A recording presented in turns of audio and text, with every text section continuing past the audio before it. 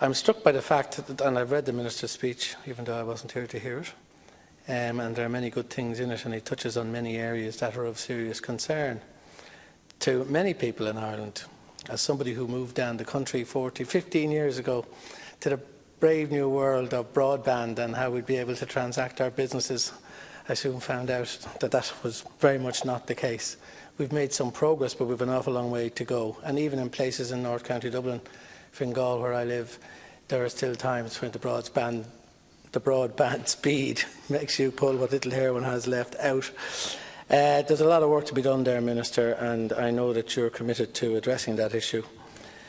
But I'm struck by the fact that in our history, from an economic perspective, we always bemoaned the fact that we didn't really have huge natural resources in this country as they had in many other industrialised nations.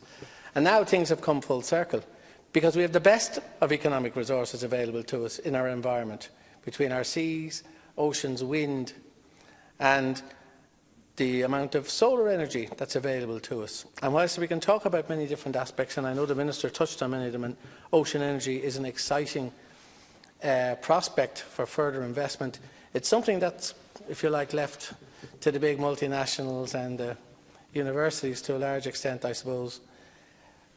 Whereas solar energy is something that we can all avail of, and indeed wind energy. And yet with wind energy we know there's costs, a lot of moving parts in wind turbines, a lot of maintenance. Whereas photovoltaics are a far simpler way of achieving energy in this country.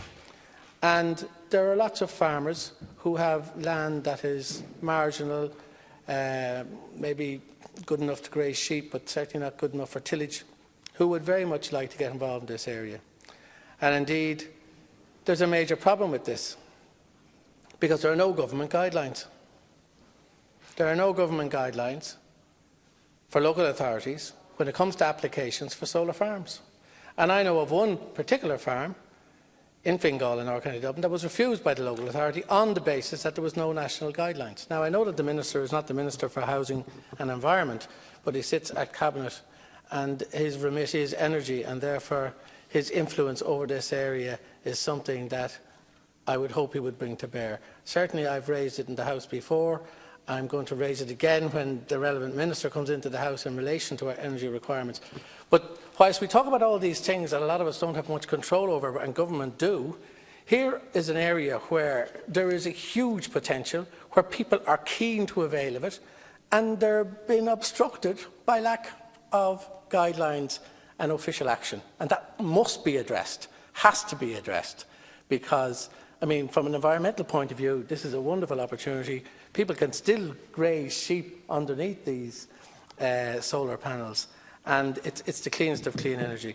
And I know we'll have Minister Ross in later, but I mean, if you look at the library's document, which was excellently synopsised for us, the first point they make in the potential options to help Ireland reach its national EU GHG emissions targets include increasing the levels of renewable energy.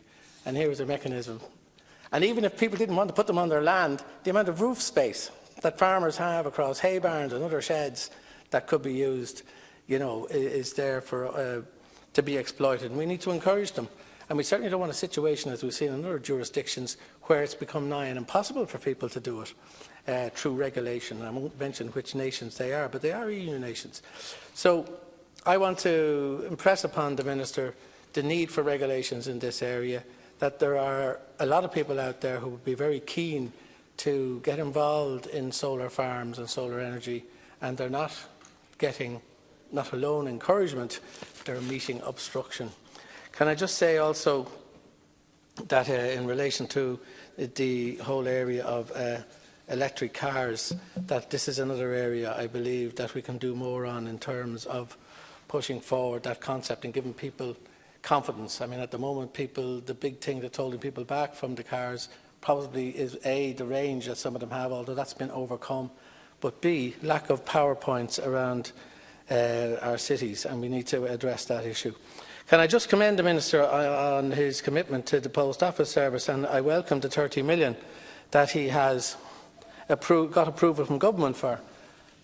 But can I say, you know, we need to look at other ways as well as the ones he's mentioned to sustaining our local post office. They have to be financially viable. There are many other services. You're out of time now, Senator. Am I? Sorry, I thought it was just a minute. Okay, well, I'll finish with this.